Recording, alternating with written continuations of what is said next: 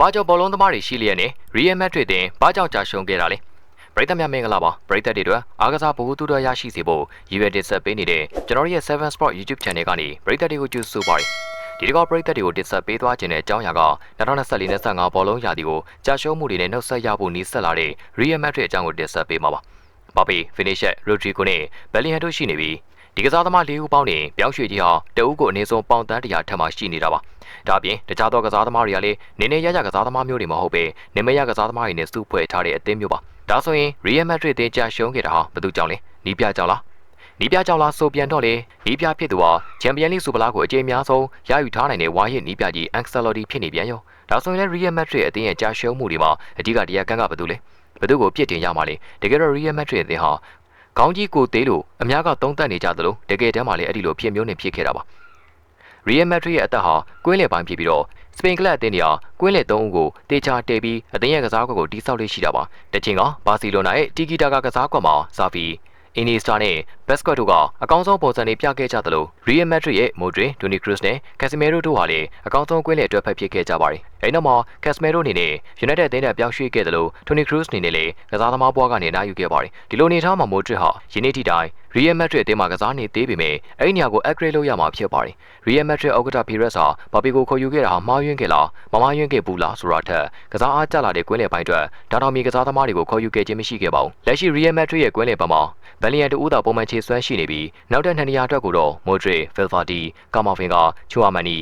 Ceballos နဲ့အာတာဂူလာတို့6ဦးရှိနေပေမဲ့ဒီကစားသမားတွေကလိုအပ်တဲ့နေရာတွေကိုဖြည့်ကစားနေရတာကကွင်းလယ်ကစားကွက်ကိုဖျက်ဆီးစေခဲ့ပါတယ်။ Valverde အရေးသွေးမဲ့ကစားသမားတို့ဖြစ်ပေမဲ့လေလိုအပ်ချိန်မှာညာနောက်ခံလူဖြစ်နေကစားပေးနေကြသလို Tchouameni ကလည်းအသင်းရဲ့ဘုံနောက်ခံလူဖြစ်နေပွဲစဉ်ချို့မှာပါဝင်ခဲ့ရပါတယ်။ဒီအချက်ဒီမှာ Real Madrid အသင်းရဲ့လိုအပ်တဲ့နေရာတွေကိုမိမောင်းထိုးပြနေတယ်လို့ဖြစ်ခဲ့ပေမဲ့ Real Madrid အသင်းကတိုက်စစ်ပိုင်းကိုသာအပြောင်းလဲများစွာပြုလုပ်ခဲ့ပါတယ်။ကွင်းလယ်ပဲလားဆိုတော့လည်းမဟုတ်ပြန်ပါဘူး။ကန်ဆယ်ပိုင်းမှာလည်းယိုယွင်းမှုများစွာရှိနေပြီးကန်ဆယ်ညမှာ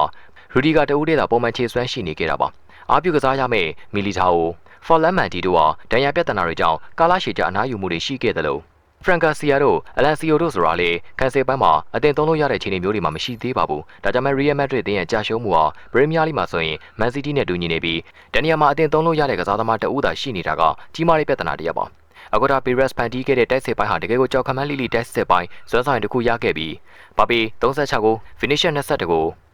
Rodrigo 14ခုနဲ့ Bellingham 73ကိုစုစုပေါင်းဒီကစားသမား4ဦးရဲ့ပြိုင်ပွဲစုံသွင်းကို84ခုတည်ရှိခဲ့တာပါတိုက်စစ်ပိုင်းကကောင်းတော့ကန်ဆယ်ပိုင်းကလည်းအမှားကြီးများစွာရှိခဲ့ပြီးပလိုင်းပေါင်းနဲ့ဖားကောက်တယ်လို့ဖြစ်နေခဲ့ပါတယ်Real Madrid တင်ဟာဒီယာတီပြိုင်ပွဲ၄ခုမှာပါဝင်ကစားခဲ့ပြီးတော့ပြည်တွင်းပြိုင်ပွဲ2ခုဖြစ်တဲ့ Spain Super ဖလားနဲ့ Spain ဘရင်ဖလားပြိုင်ပွဲတွေမှာဒုတိယနေရာနဲ့သာကျင်းနေခဲ့ရတယ်လို့ Champions League မှာလည်း Quarter Final ဆင့်နဲ့ကျင်းနေခဲ့ရပါတယ်။ Spain La Liga မှာတော့အမှတ်ပေးစရာကိုဦးဆောင်နေတဲ့ Barcelona အသင်းနဲ့ရမှတ်၄မှတ်ကွာဟနေပြီး၄ပွဲကြံနေတာမှာမျှော်လင့်ခွင့်ရှိနိုင်သေးတယ်ဆိုပေမဲ့ဖလားလေးလုံးပြတ်မှတ်ထားနေတဲ့ Barcelona အသင်းကလည်းအဆင့်တစ်နေရာကနေဖယ်မပေးရလေအောင်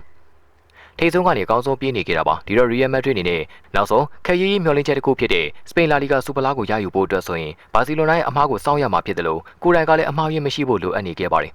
နီးပြ Ancelotti အနေနဲ့လည်းပြီးခဲ့တဲ့ရာသီမှာ Real Madrid ကို La Liga နဲ့ Champions League Super နှလုံးကိုစုခုပေးနိုင်ခဲ့ပေမဲ့လည်းဒီရာသီမှာတော့ Super ရယူပေးနိုင်ခြင်းမရှိဖို့နီးစပ်လာခဲ့ပါတယ်Real Madrid တင်ကဒီပုံစံတိုင်းသွားနေကြတာ2နှစ်လောက်ရှိနေပြီဖြစ်ပြီးတော့ရန်ဘယ်တင်းရဲ့ကောင်းမွန်လာမှုတွေကြောင့်ဒီရာသီမှာကြာရှုံးမှုတွေများလာပြီးဒီရာသီကိုနမူနာထားကနောက်ရာသီမှာတော့ဒီလိုမဖြစ်အောင်ဆောင်ရွက်ရှောင်ရည်နေလှုပ်ဆောင်ရတော့မှာပါနောက်တစ်ချက်ကတော့နီးပြ Ancelotti နဲ့လမ်းခွဲတော့မှာဖြစ်ပြီးရာသီတင်မှာနီးပြတင်နဲ့စကန်သွားရတော့မှာပါနီးပြတဲ့အဖြစ်ရေပန်းစားနေသူတွေထင်မှာလီဗာပူးနီးပြအလွန်ဆိုပါဝင်နေပြီးလီဗာပူးနီးပြအောင်ယာဂန်ကလော့ကလည်းပါဝင်နေခဲ့ပါတယ်ဒီတော့မေးစရာတစ်ခုရှိတာကဒီလိုအသင်းမျိုးကိုချန်ပီယံလိစူပလာတွေအချင်းချင်းရယူပြခဲ့ပြီးလက်ရှိဘောလုံးလောကရဲ့တက်တန်းရင်ဆုံးလို့ဆိုရမယ့်နီးပြကြီးတူတော်မှာဒီအသင်းကိုမကင်တွယ်နိုင်တာခေတ်သစ်မော်ဒန်ဘောလုံးလောကရဲ့နေမရနီးပြတူကရော Real Madrid အသင်းကိုလမ်းကြောင်းမှာပေါ်ပြန်တည်ပေးနိုင်ပါလားအကောင်းဆုံးဆိုတဲ့ယာရီနယ်ကြီးတစားဆင်ထားတဲ့ Real Madrid တို့ရဲ့ဒီယာတီရှုံးနေမှုဟာတခြားသောအသင်းတွေအတွက်လည်းတင်ကန်းစာယူစရာကောင်းနေပြီးဘလောက်ပဲအသင်းကနာမည်ကြီးကစားသမားတွေရှိနေပါစေပြောင်းလဲလာတဲ့ခေတ်ရည်စည်းကြောင်းကိုမလိုက်နိုင်ဘူးဆိုရင်တကြင်မှာနောက်ကျကျနေခဲ့မယ်ဆိုတာသိကြပါဒီနေရာမှာဖတ်ခဲ့မိဘူးတဲ့အကြောင်းအရာလေးတစ်ခုကိုတော့မှသွားပြီးတော့တတိယမိပါတယ် Nokia ဆိုတဲ့ mobile phone company ရဲ့တာဝန်ရှိသူတို့ဟာ Nokia company ဘာကြောင့်ကြာရှုံးခဲ့တယ်လဲဆိုတဲ့အကြောင်းပြန်ပြောပြရမှာသူတို့ဘာအမှားယွင်းတစုံတရာမှမလုပ်ခဲ့ပေနဲ့ဒီ company ကြာရှုံးခဲ့ရတယ်လို့ဆိုပါတယ်မှန်ပါတယ်သူတို့ဘာအမှားယွင်းတစုံတရာမှမလုပ်ခဲ့ပါဘူးဒါပေမဲ့လည်းလှုပ်တင်လှုပ်ထက်တဲ့အရာတွေကိုခက်စင်းနေနဲ့ညီလှုပ်ဆောင်ခြင်းမရှိတာကလည်းသူတို့ကိုကြာရှုံးစေခဲ့တာပါ ဒါရီယာလက်တွေလောကမှာတကယ်ကိုအတူယူစရာချက်လက်တွေလို့ပဲဆိုရမှာပါကဲဒါလို့ဆိုရင်တော့ Real Madrid တင်ကြာရှုံးခဲ့မှုမှာဘာတွေကြောင့်လဲဆိုတော့ပရိသတ်တွေအတွက်တင်ဆက်ပေးခဲ့တာပါဒီကြောင်းရိုင်းနဲ့ပတ်သက်ပြီးပရိသတ်တွေအနေနဲ့ဒီ post အောက်မှာကိုယ့်ရဲ့ထင်မြင်ယူဆချက်တွေကို comment ဝင်ရောက်ရေးသားနိုင်ပါတယ်ဒါပြင်ကျွန်တော်တို့ရဲ့7 Sport YouTube channel ကို subscribe လုပ်ထားခြင်းအဖြစ်လေဘောလုံးကစားနည်းနဲ့ပတ်သက်တဲ့ဗဟုသုတများစွာရရှိစေမှာပါနောက်ထပ်ပတ်တွေမှာလေပရိသတ်တွေကိုအားကစားနဲ့ပတ်သက်တဲ့ဗဟုသုတရရှိစေမယ့်အကြောင်းအရာကောင်းတွေနဲ့တူပြန်လာခဲ့ပါမယ်